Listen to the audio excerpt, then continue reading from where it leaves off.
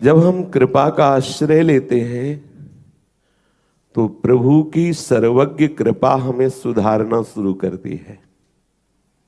वो हमें अनुकूलता ही दे ऐसे भ्रम में मत रहना। कभी कभी हमें बहुत प्रतिकूलता की आवश्यकता होती है, पर हम देहाभिमानी होने के कारण इस बात को स्वीकार नहीं करते। हमें भगवत प्रेम में डुबोने के लिए अहेतुकी कृपालु प्रभु प्रतिकूलता देते हैं। सूक्ष्मता से विचार करो, जैसे नमक के समुद्र के प्रवाह में पड़ जाएं तो जब तक आप निकलेंगे नहीं तब तक आपको उस नमक के समुद्र का अवगाहन करना ही होगा। ऐसे ही हम दुखालय समुद्र में फंस गए। ये दुख समुद्र है, भव समुद्र है संसार, चाहे भक्त हो चाहे अभक्त, दोनों इसमें जन्म लिए हैं। जो भक्त है वो इससे विरति को प्राप्त होकर प्रभु से रति करने के कारण उस दुखद परिस्थितियों को भगवत कृपा का स्वरूप अनुभव करके आनंदित होता रहता है। पर ऐसा नहीं कि उसके जीवन में दुखद परिस्थितियां ही नहीं आती, बड़ी भयानक परिस्थितियां दुखद आती हैं। बाहर से ऐसी प्रतिकूलताएं, अंदर से ऐसी प्रतिकूलताएं, दोनों को सहता हुआ वो भगवत चरणारविंद की तरफ आगे बढ़ता है। तो प्रभु के श्री चरण परम शीतलता प्रदान करने वाले त्रैताप नशावन हैं। उनका चिंतन होने के कारण ये दुखालय उसे दुख नहीं पहुंचा पाता। पर ऐसा समझा जाए कि उसे दुख नहीं घेरता, ऐसी बात नहीं है। बड़ी बड़ी विषम परिस्थितियां उसके जीवन में आती हैं। इसलिए आप कृपा पात्र हैं, कृपा का आश्रय लिए हैं, तो कभी अनुकूलता कभी प्रतिकूलता, दोनों कृपा के पक्ष हैं। हमारे प्रभु जिस समय जैसा चाहेंगे वैसा हमें देंगे। हमें हर समय देखते रहना कि है मेरे ऊपर कृपा, मैं समझ नहीं पा रहा। ये बहुत सूक्ष्म विषय है। ऐसी परिस्थितियां उपासक के जीवन में आती हैं जब कोई आश्रय नहीं दिखाई देता, कोई समझाने से समझ में नहीं आता, केवल अंधकार ही अंधकार, केवल दुख ही दुख उसे दिखाई देता है। ये धैर्यपूर्वक इसको समझना, क्योंकि इसी स्थिति में उसकी विशुद्ध आसक्ति प्रभु के चरणारविंद में होती है। जो हम राग करने वाले हैं, कहीं न कहीं किसी व्यक्ति से, वस्तु से, स्थान से सुख लेने लगते हैं।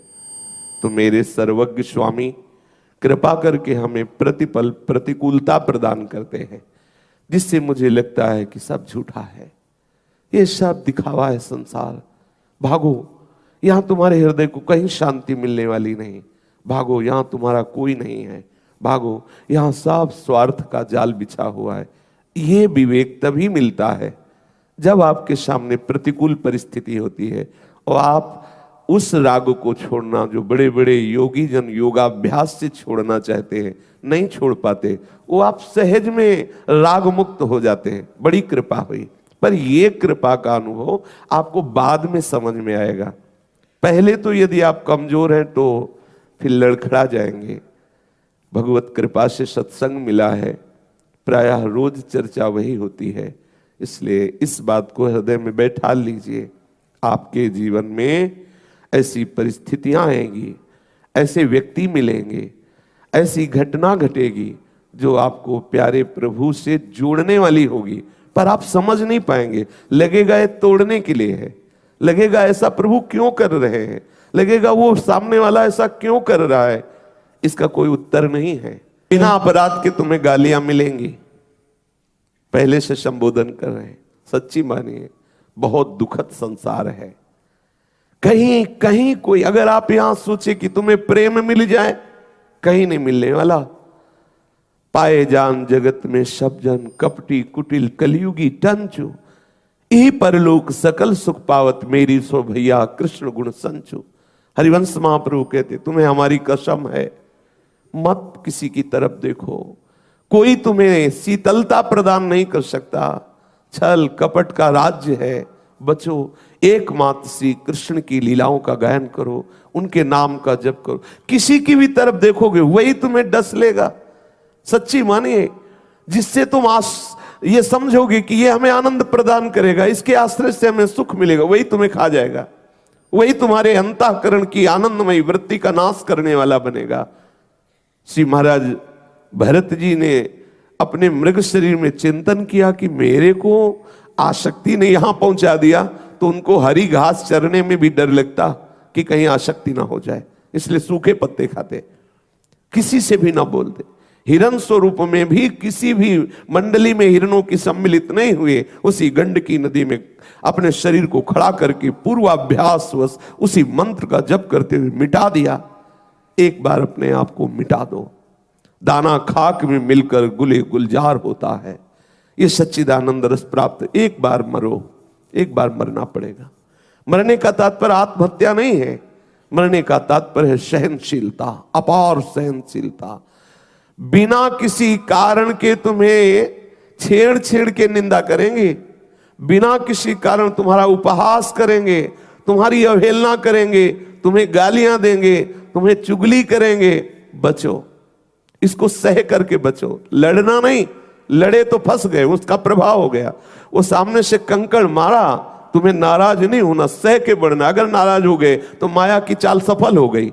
तुम अगर गुस्सा कर दिए, उससे भिड़ गए, तो माया की चाल सफल हो गई, तुम्हें वो परास्त करने के लिए रास्ता खोज लिया ना। बिल्कुल नहीं बोलना। तुम्हें कोई गाली दे, कोई निंदा करे, ये करेंगे।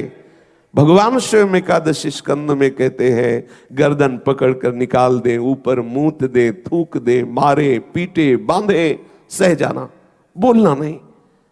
अगर ऐसा करोगे तो तुम मेरे परम पद को प्राप्त हो जाओगे। चलना पड़ेगा, ये सहना। सच्ची मानिए, ऐसा वो जो जिस कोटि का होता है उसी कोटि का अनुभव में आता है संसार। विषयी को विषय ही दिखाई देता है, भगवदाकार को भगवदाकार दिखाई देता है, साधक को कहीं थोड़ा भगवदानंद, कहीं विषय आनंद, ऐसे चलता। जो जिस कोटि का है उसको वैसा ही दिखाई देता है। ये आपके समझाने के लिए आचार्य महापुरुष जन कह रहे हैं, उठो। अगर तुम सोचते हो कि देखो मैं भगवत मार्ग में चलता हूं, शांति से चलता हूं, किसी से बोलता नहीं, फिर ये निंदा क्यों कर रहा है, इसको क्या लेना है? उसको भेजा गया है आपको परेशान करने के लिए, भेजा गया है।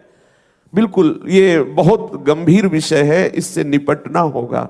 यदि आपके जीवन में अभी नहीं है तो अभी भक्ति चढ़ाई पे नहीं है। अगर आपको लग रहा है बड़ा चैन से नाश्ता भोजन सब हो रहा है, क्या परेशानी है? हाँ, थोड़ा माला जप रहा हूं, पाठ, अभी रंग नहीं आया।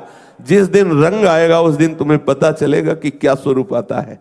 छेड़ छेड़ के आपको जलाया जाएगा, आपको पड़ोस में ऐसे रखे जाएंगे जो आपको जलाएं, गालियां दें, बेमतलब, बिना अपराध के। हरिराम व्यास जी कह रहे, बिनु अपराध चहूं दिसि बरसत, पिसुन बचन अति तीर। चार ऐसे तीर जो हृदय में एकदम चुभे, हमारा कोई मतलब नहीं, हम तो कुछ नहीं बोले, ये हमको क्यों ये भी नहीं बोलना, आगे बढ़ो, आगे समय नहीं। अगर ऐसा बोले तो उसकी चाल चल गई, वो यही चाहता है, इसे छेड़ो, ये परेशान हो, ये क्लेशित हो, ये हमसे लड़े, ये हमें मारे, इसका मार्ग रुके। बिल्कुल नहीं बोलना। सत्संग का मतलब केवल कथा वार्ता ही नहीं है, सत्संग का मतलब है असत त्याग और सत्य में स्थित होना। ये युक्तियां हैं, जिन युक्तियों से आप सच्चिदानंद रस को प्राप्त होंगे। नहीं तो केवल रुलाते रहते हैं यहाँ लोग, केवल रुलाते रहते हैं। हाँ, कोई आप प्रणाम करोगे, उसके पैर छुओगे, उसको भोजन दोगे, इसके बाद जब निकलेगा ना तो ऐसा तीर मारेगा कि आपको लगेगा अरे ऐसा क्यों बोला, मैंने तो कुछ कहा नहीं, ये बोला नहीं, आशीर्वाद दिया है, आगे बढ़ो। वो आशीर्वाद दे रहा है कि लौट के हमारी तरफ देखना नहीं कभी, आगे बढ़ो। ये भक्त के जो उत्तम भक्त हो, आप सोचो क्या दोष है मीरा जी का, ओहो, अनुराग में डूबी हुई हो, क्या कसर रखी इस गोविंद ने उनके साथ, देख लो क्या कसर रखी, क्या दोष किया रत्नावती जी ने, क्या दोष किया इन महाभागवतों ने। केवल प्रभु से प्यार करना चाहते हैं तो आप सच्ची माने ये कसौटी इसमें देनी ही होगी। और आपके जीवन में जब ये तीर चलने लगे तो समझना बलवीर सामने खड़ा है मिलने के लिए। आगे बढ़ो, आगे बढ़ो, पीछे मत दे, कोई सहयोग देने वाला नहीं। कोई जिनका हम सहयोग लेना चाहते वही हमारे विरोध में खड़े हैं। कैसे बढ़ोगे? क्या आप सोचोगे कि वो विरोध में, अरे उनकी इच्छा ना हो तो किसी की सामर्थ्य कोई बोल सके? कौन है ऐसा जो हरिदास के सामने खड़ा हो सके? लेकिन वही उसे पावर देते, जाओ बेटा कोई वैष्णव अपराध ले, मार इसको। अब वो जाके छेड़ता है, वो सोचता है देखो प्रभु ऐसा, ये भी नहीं कहला, प्रभु से भी नहीं कहला, चुपचाप आगे बढ़।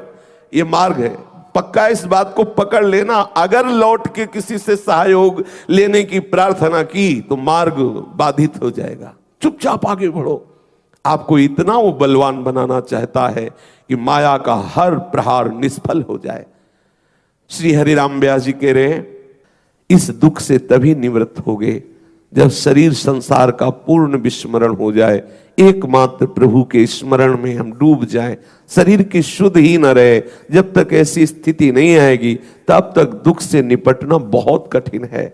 प्रभु के चरणों का आश्रय ले लो और साधु संगति करो, क्योंकि करुणावंत संत महापुरुष जन कैसे दुख से बचा जाता है, वो अपनी वाणी के द्वारा, उन युक्तियों के द्वारा हमें धैर्य बंधाएंगे, हमें इस भव समुद्र से पार करेंगे।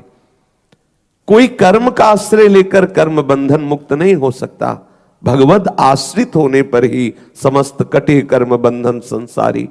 वो हमें जन्म मरण का हेतु नाना प्रकार के दुख प्रदान करने वाले जो कर्म है वो नष्ट हो जाते हैं। सन्मुख हो जीव मोय जबहि, जन्म कोटि अघनाशों तबहि। करोड़ों जन्मों के कर्म बंधन प्रभु नष्ट कर देते, फिर और भी आगे हैं करोड़ों के, इसलिए कुछ न कुछ थोड़ा भुगवा कर प्रभु पवित्र करते। पर तुम धैर्यवान बनो। हरिराम व्यास जी कह रहे हैं, संतों का संग करो, प्रभु के चरणों की भक्ति करो और भागवत, श्रीमद् भागवत के सिद्धांत को हृदय में धारण करो, तो तुम्हारे अंदर शुद्ध बुद्धि हो जाएगी। तुम सहने योग्य बन जाओगे। सहना पड़ेगा।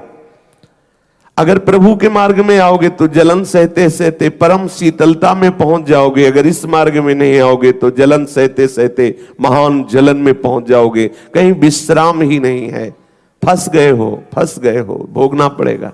दुखालयम अशाश्वतम, ये एक तरह से भौम नरक है। ये जो मृत्यु लोक है ये भौम नरक है। बस एक महानता यहां ये है कि आप भजन करके भगवत प्राप्त कर सकते हो, लेकिन नरक में आपको ये सुविधा नहीं है ये भी नरक ही।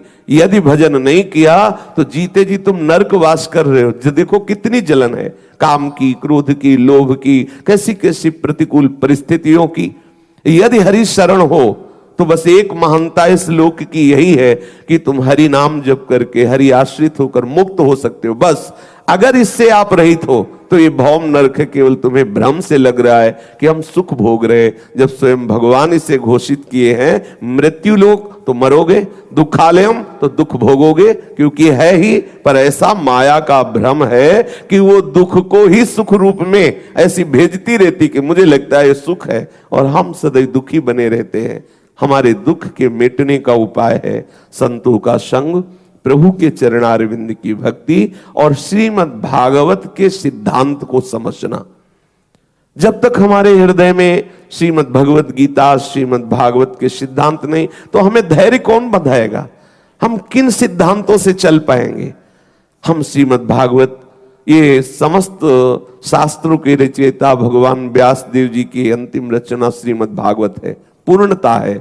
इसी से उनको विश्राम मिला, हृदय शीतल हुआ कि जन जन का कल्याण करने में ये भागवत समर्थ है। एक ही श्लोक चाहे पढ़ो, लेकिन ध्यान पूर्वक उसका अर्थ पढ़ो, उसका चिंतन करो, उसको जीवन में उतारने की चेष्टा करो, तो आपको धैर्य मिलेगा।